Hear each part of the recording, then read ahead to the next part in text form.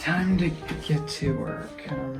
Of course it's time to get to work. You've been holding off on this review for way too long. Who are you? I am your conscience. I thought my conscience would be in here. I am a visible figure of your conscience right now. Really? That's just how this skit is supposed to go, Alpha. Okay. It's time you actually film that iPhone 13 Pro Max review. You've had it for a few weeks at this point. You have your impressions. But for some reason, and I can just tell, something is holding you back from making this review. Yeah, that is true. I know it is hard switching from that iPhone XS Max, but is it too hard for the two of us? Is it too hard to leave behind the memories of the past with that iPhone and switch to a better phone with a better camera, a battery life that we haven't even figured out how to drain yet? Yeah, that is true. And a much better display with that oh so godly smooth Pro Motion. Is that iPhone XS Max really holding you back? Well, how about you keep watching to find out?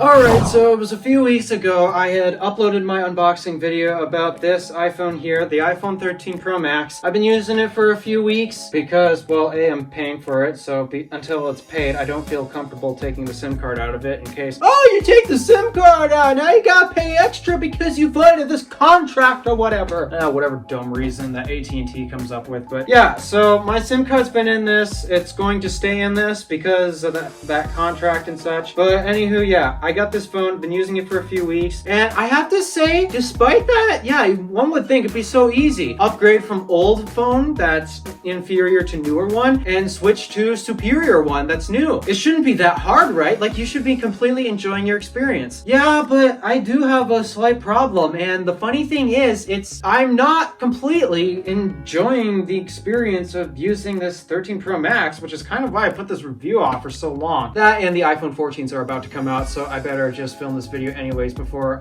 nobody cares about this phone anymore. So yeah, despite that, we're literally a week away from the iPhone 14s at the time of this recording. Why did I get this as late as I did, even though the iPhone 14 Pros are supposedly coming out? A, 14 Pros have a hideous design, not just on the back, but also the front now, so yep, that's even worse. Two, they're getting more expensive. Like, I already thought this was expensive. Nope, we have to get even more expensive. Thank you, government. So yeah, that's basically it. I do not want to pay more for an even more hideous phone. So there we go, 13 Pro Max, even though it's almost a year old at this point. But as I mentioned, yeah, this switch is a little difficult for me, so let's get into the details about it. So the first thing that I'll talk about when it comes to this phone is the color choice. Yeah, out of all things to start off with, it's the color. Sierra Blue. I really prefer the Pacific Blue, to be honest, because I have seen the Pacific Blue iPhone 12 Pro. It looks amazing, but this isn't that bad. It's at least blue, and I'm not complaining about that. I could have gone for the gold again because I do like gold a lot, except, well, my previous phone, the iPhone XS Max, was also gold. Two gold phones. If I really just want to look at a gold phone, I might as well just pull out the XS Max and look at it. Hey, I'm looking at it right now because that's what this video is being filmed on, because I want to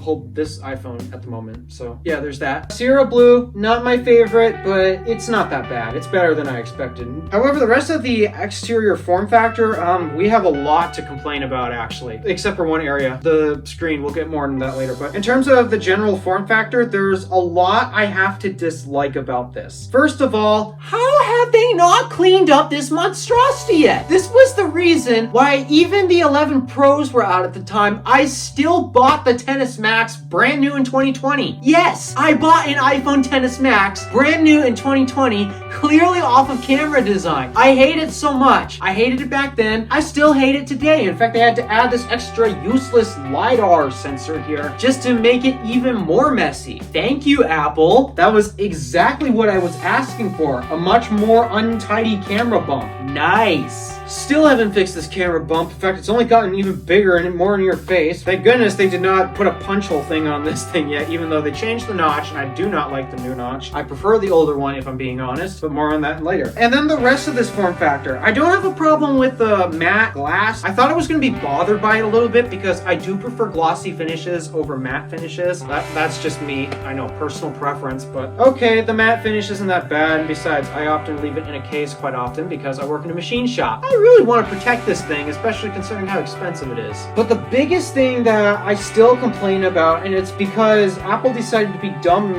moved back to this design. I really do not like the squared off edges. Apple, they do not help this phone's design. It looks different compared to all the other smartphones out there because of course they have rounded edges, but there's a reason why a lot of them still stick with rounded edges. In fact, there's a reason why most people preferred the iPhone 6 over the older iPhones like the 4 and 5 and such. It's because the squared off edges are not comfortable to hold. They are so jarring. This phone feels so uncomfortable. Not because of its size. I love holding big phones, but the reason why this feels uncomfortable is all because of these flat edges. I really despise it. I miss holding my XS Max all the time. Again, this issue is solved when I have it in its case because the case at least has rounded edges, but still, this feels so uncomfortable to hold. Apple, you really moved backwards. Why? Give me my rounded edges back. So many people have complained about this as well. This is not comfortable to hold. Give us our rounded edges back. And actually, one more design complaint that I have to mention, and it actually has to do with button layout. Yes, it's the exact same like side button for your power and Siri and various other functions, and then your mute switch and volume buttons. I don't have a problem with the buttons that they include along with the switch as well. My problem with it is they actually shifted the volume buttons and the mute switch a little further down on the phone. So now whenever I try to turn the volume on my phone down when I'm listening to something, I keep pushing the volume up button because on my XS Max, the volume buttons were a little higher up and closer to the top compared to where they're positioned now. So every time I turn the volume down, I keep pushing the volume up button, therefore making it louder. I find that so infuriating. I know it shouldn't be that big of a deal, but it's something that I notice and it's something that I haven't even gotten used to yet. And it is driving me nuts. I really wish that they did not ship these because that's a really bad muscle memory I have to relearn. Because yeah, every time I want to turn the volume down, oops, I keep turning it up and therefore blaring more audio in my ears. And that's basically it when it comes to the form factor. I'm not trying to crap on this too much, but then again, I bought last year's iPhone entirely on design. So of course, if I'm going to buy the previous device clearly on design, then of course I'm going to be critical when it comes to newer designs. And in many ways, I think they've gone backwards, which isn't good. Now, it's still that premium feel. I love the stainless steel feeling, even though, yeah, people complain about how fingerprinty it is. The glass still feels not my favorite glossy premium, but it still feels nice. I love the color of this phone as well. Love the size as well. It's just, I really hate the squared off edges. I don't like how they shifted the volume buttons closer to the middle of the phone because now I keep pushing the wrong button every time. And also, this monstrosity here, Apple, please fix it. It's not that hard. Just, you're smart enough. You can fix this. It's not that hard. And the last part of the design, I gotta mention one more thing. The charge port. It's still Lightning, not good, especially in today's world. USB-C everything. I cannot wait for USB-C to come to the iPhone. Alright, we've talked about pretty much most of the outside of this phone. Let's talk about the last thing that I haven't talked about that's on the outside. It's the display. The display is really good. It's an extra 0.2 inches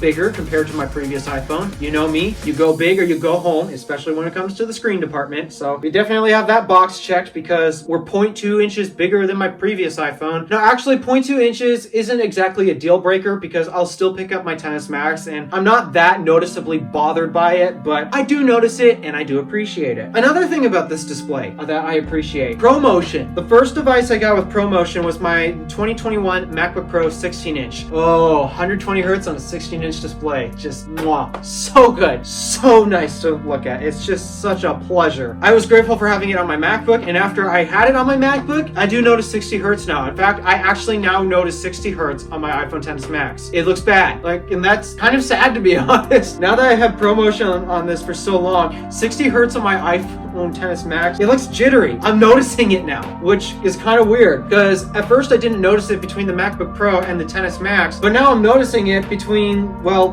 this and my MacBook Pro and the XS Max. That's crazy. But yeah, I love ProMotion on this. It's so smooth. I notice it most of the time when I'm using the home gesture. So for example, we got Twitter open right here, and then we do a swipe up. Oh, it's so smooth. I just love looking at ProMotion. And those two things are basically where the positives about the display the end, basically, because there's a couple other things I want to point out. One, the notch. It's not the end of the world. Kind of weird how I'm saying the notch is a bit of a disadvantage. The truth is, it's not really bothering me at all. It's just I prefer the previous notch. I know people think I'm crazy for preferring the iPhone 10 notch, but it's true. I do prefer the iPhone 10, 10s, 10s Max, 10R, 11, 11 Pro, 11 Pro Max, 12, 12 mini, 12 Pro, 12 Pro Max notch. I really prefer that notch. Why did they change it? It didn't need it. It really did not need changing. In fact, now that they've changed it, they actually make it cut a little further into the display. Yeah, that's unfortunate. But it's not that big of a deal. It still functions as a notch, and I actually like having notches on my phones. It's just, I still think they shouldn't have changed it. But the other thing that, unfortunately, I really miss, and I miss this a lot, Apple, please bring this back. I don't know why you guys thought nobody uses this feature. Whenever I talk to someone like, hey, remember 3D Touch? Actually, believe it or not, most people I talk to know what 3D Touch is because they've all used it at some point, especially with the iPhone 10 and 10s Max and 10s in general. Because, like for example, the lock screen buttons. This is my big complaint about why 3D Touch is missing. This flashlight button on the lock screen is designed for 3D Touch. This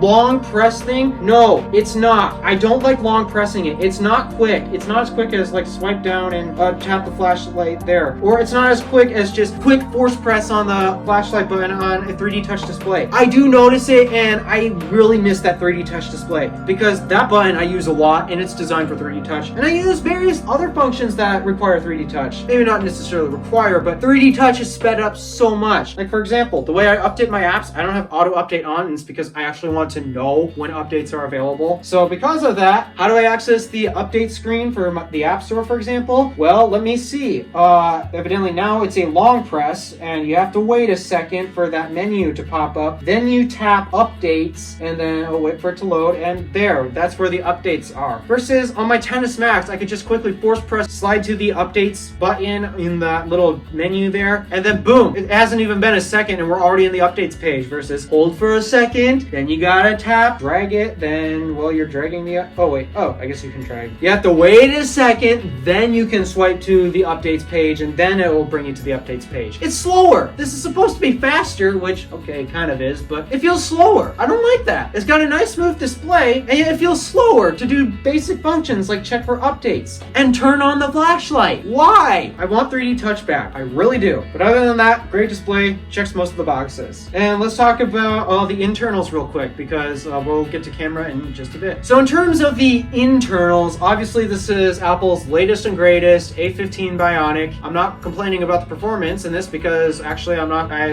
didn't even complain about the performance in my iPhone XS Max. There are some people out there that are complaining that now the A12 Bionic, that's not good enough anymore. People who are saying that are nuts, because in all seriousness, the A12 is just fine. I had the A12 in my XS Max, and I had zero complaints about that processor chip. Now, there are times where I do notice, yeah, this is a little bit faster. It, like, for example, installs apps just a tad faster. It also does AirDrop a little faster, which, okay, I'm not complaining about that, maybe because of slightly newer hardware and such. But again, it's a little faster. But by no means is the A12 chip bad in the first place. In fact, the A11 chip isn't even that bad in the first place. They're still usable. Okay, yeah, latest and greatest performance at the moment, not much to complain. And another area where I literally have nowhere to complain at all is battery life. Something I care about a lot in a phone is battery life. That's another reason why I actually like the bigger phones. Not necessarily just because of the bigger display, which I always appreciate, but also bigger batteries. The bigger the phone, the more room you have to stuff a battery in. And oh boy, this thing's battery is insane to the point where no matter how hard I use it, I have tried so hard. Watched YouTube videos, did some streaming, camera recording and such. This phone has never gone below 50%. Heck, it's not even gone below 60%. 60%. We can't even get below that. And yet I'm trying to use this as heavily as possible. It's absolutely nuts how long this battery lasts. The only time I can actually get it to go below that is if I don't charge it overnight. That is absolutely nuts. I really appreciate the battery. Despite that, yeah, we've now seen that, okay, iOS 16 is bringing back the battery percentage. You don't have to swipe down in Control Center just to check your battery percentage all the time. The honest truth is, the battery in this is so good, I don't honestly care about what percent it's at anymore because it's that good. I don't worry about it anymore. So because of that, I think I actually might leave the battery percentage off because this thing's battery is so good, I don't really need to worry about it anymore. So props to that, Apple. Nice job. And then the last thing about this that is a big reason why I upgraded to this, and I haven't actually tested out the features that I wanted to test out yet, primarily because I am so busy. I have no time to do anything anymore. It's the cameras. It's actually the biggest reason why I wanted this phone. It's because they've made massive improvements to video. Video performance is something I care about, and this is why when everyone likes to tell me that Pixel has the best camera in a smartphone, do not at them. I always at them, and it's because they never get video right. I don't understand why Pixel devices are so bad at doing video. It's ridiculous. And yes, I have seen Pixel video footage. I'm sorry, this thing trumps it. In fact, my iPhone XS Max, that thing even trumps the latest and greatest Pixel device in video. It's that good compared to the Pixel. When Pixel fans keep telling me, you're wrong, Pixel has best camera in smartphone, you're just wrong. You keep forgetting video performance, and because of that, that just makes you look wrong. Photos, which I have taken a fair bunch with this thing, and oh boy, I actually do notice a slight difference in photos between this and my XS Max. It's not that big of a difference, but I do notice it. I have yet to try out night mode because, again, I need time. But yeah, photos, they look pretty decent to the point where, yeah, nobody can complain about the photos on this thing. The Pixel, it does take great photos, but it also misses some. It's a hit and miss situation versus this.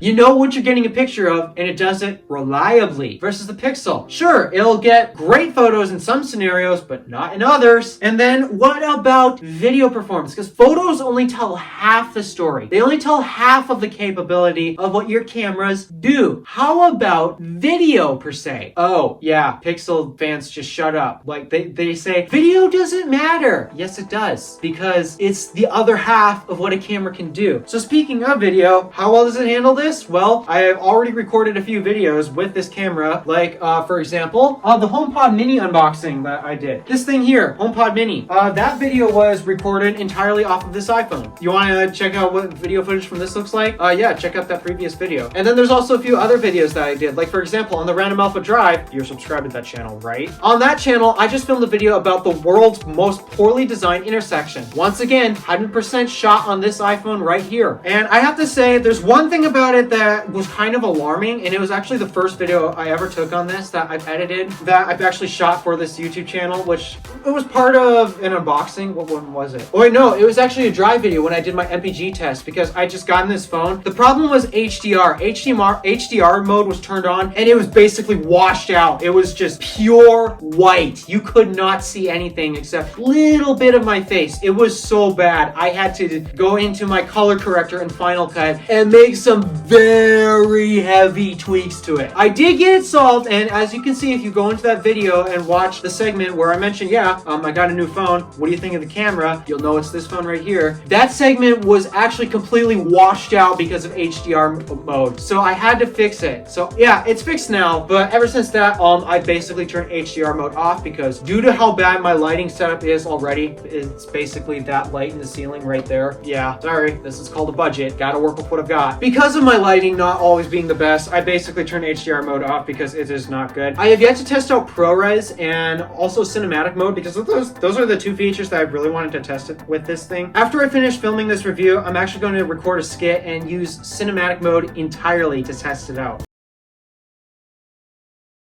So the cameras, yeah, they get an A+ because, well, photos, they are basically, they might not be the best. Sometimes other phones can get better shots, but they are always consistent. They are great and consistent. So photos, yep, checks that box. Videos, oh, it like triple checks that box, maybe even quintuple checks that box because there's no better smartphone that can take video than this iPhone right here. Yes, no other smartphone can take videos like this, and that's why I bought this phone. So yeah, there's a few problems that I have with this phone that I compared it to my XS Max for, like, for example, the general design and such, as well as the lack of free touch. So with that in mind, that has actually been challenging my experience with this, and it's because my XS Max really is still my favorite iPhone ever. I know people are like, well, your favorite iPhone should always be the latest and greatest, and it's because, well, it's their best one yet. And yeah, technically this is their best smartphone Apple's ever made, well, in terms of generation standpoint, except in many ways, as I've been using it, I've just noticed ways that Apple has kind of regressed. Unfortunately, the Android market is not much better. They are basically blind copycats. Whatever Apple makes, we gotta make it. We gotta basically make an iPhone clone. So I'm not counting on Android to fix this problem. At this point, I've been using iOS for so long, and I prefer iOS at this point compared to Android. It's not worth switching to Android anymore because I've been noticing a few regression in some regards. Switching to this has actually been a bit of a challenge for me, and it's because I love my XS Max, my favorite iPhone ever. It still is to this day. Even when the 14s come out, that XS Max is still my favorite phone. That's why I went out and bought a separate iPhone to do a trade-in to get a discount on this thing. It's because I love my XS Max and I really want to keep it. There are some things that help, like the ProMotion. ProMotion really helps me be able to switch to this, as well as the camera quality that I get out of this. I really hate the design, but at least the quality out of this is amazing. And the battery life, there are features that definitely help me keep wanting to use this. But there are other features of this that just make me want to head straight back to my XS Max, and it's really hard for me to fully love this iPhone. There are other people that do love this iPhone and enjoy it so much, and for those who do, good for you. I have nothing to gain from not enjoying this, or for anyone else not enjoying this. But yeah, I feel like I have to explain that. I know I sound like I'm a bit unfair to this iPhone because, yeah, I'm a XS Max fan and such. I've made videos defending the XS Max in so many different areas. But the thing I want to clear up is I don't hate this phone. It legit is a good smartphone. Some of these features that I'm talking about, some of these complaints I have, they're all petty complaints. Some people actually like this design. I think you're crazy, but you're not wrong to have your own opinions. There's things I love about this phone, but there's things I hate about it as well. It's not a bad phone. If I make it seem like this is a bad phone, that's just not true. I don't want to come across as that because it really is a good smartphone. But there's things and preferences that I've already set that this iPhone has not met, and they're all personal preference related. So that's why it's a little harder for me to enjoy this compared to some others. But by no means is this a bad smartphone. And throughout 2022 and 2021, whenever this came out, I don't remember anymore. Whenever this phone came out, and basically throughout its entire life cycle before of being the latest and greatest, it's a good phone. It's been a great phone as well. And that's where I'm going to conclude in this video. So thank you for watching. Do me a favor and interact with the stuff below. My name is DeWolf, Random Alpha, signing out.